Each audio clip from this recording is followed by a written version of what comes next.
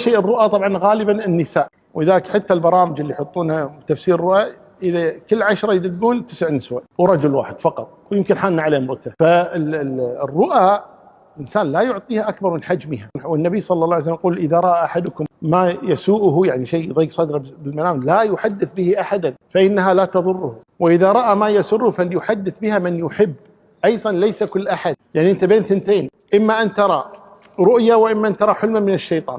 الرؤيا قال اهل العلم هي التي يذكرها الانسان وتكون واقعيه، والحلم الذي يذكر بعضه ويغيب بعضه وتكون غير واقعي. ولذلك جاء رجل النبي صلى الله عليه وسلم قال رايت راسي يتدحرج وانا اركض خلفه، فقال النبي صلى الله عليه وسلم ياتي احدكم يحدث بتلاعب الشيطان به. هذه ما هي رؤيا. فالامر الاول ان الرؤيا هذه اذا كانت يعني مريحه او محزنه، اذا كانت احدثت عندك حزنا لا تحدث بها احدا. يقول النبي صلى الله عليه وسلم فانها لا تضرك، لا تؤولها، لا تبحث عن من يعبرها، لا تضرك، انتهى الامر. كلش ما انت قادر، اركب السياره روح وسولف على نفسك كأنك مينون، زين صار كذا وصار كذا صار، بس اسمك حدثت بها، خلاص حدثت نفسك، لكن لا تحدث بها احدا ابدا.